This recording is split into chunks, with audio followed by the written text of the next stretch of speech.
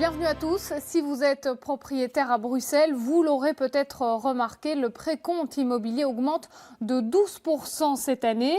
Une hausse d'impôt qui sera compensée par une prime régionale, mais cette aide sera versée l'année prochaine. Arnaud de Spiegelard avec Antoine van der Straten.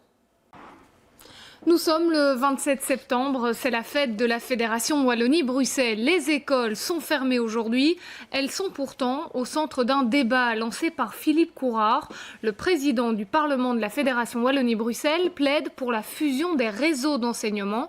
Selon lui, un réseau unique permettrait de réaliser des économies, mais vous allez l'entendre, le réseau catholique et le CDH rejettent déjà l'idée en bloc.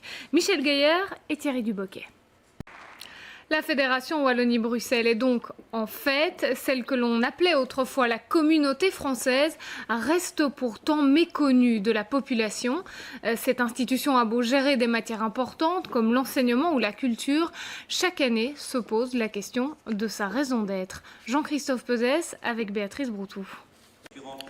Cette information BX1 maintenant, dès la rentrée prochaine, 2 hautes écoles bruxelloises formeront des professeurs parfaitement bilingues, capables de donner cours à la fois dans les écoles francophones et dans les écoles néerlandophones. C'est ce qu'a annoncé aujourd'hui le ministre Guy Van Engel dans l'interview. L'économie maintenant avec ce nouveau souffle pour le piétonnier. Souvent décrié comme étant responsable de la fermeture de plusieurs enseignes, le voilà qui accueille une trentaine de nouveaux magasins, restaurants, bars et même supermarchés avec à la clé de nombreux emplois.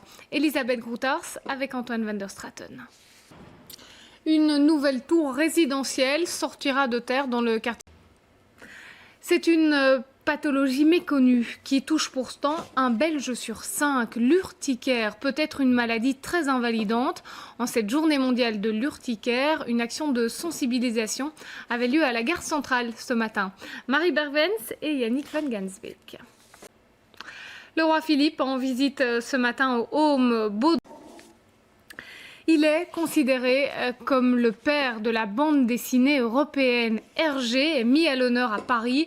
Son œuvre est exposée au Grand Palais. Ce panthéon de la culture s'ouvre donc pour la première fois au 9e art. Découverte de l'exposition avec nos envoyés spéciaux David Courrier et Marjorie Fellinger. Et puis sachez qu'un autre artiste belge est exposé en ce moment à Paris. Le peintre Magritte est mis à l'honneur au centre Pompidou. Un reportage que vous découvrirez demain. Il est signé David Courrier et il sera donc à découvrir dès 12h30 dans nos journaux.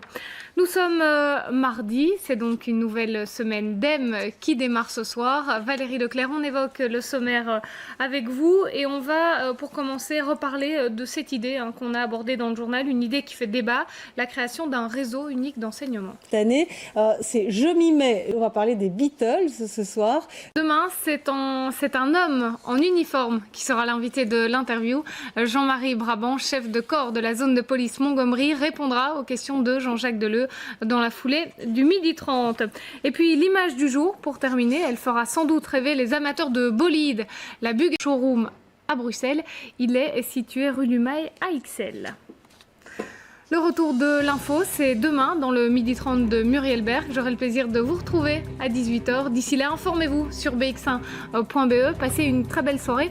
Merci de votre présence.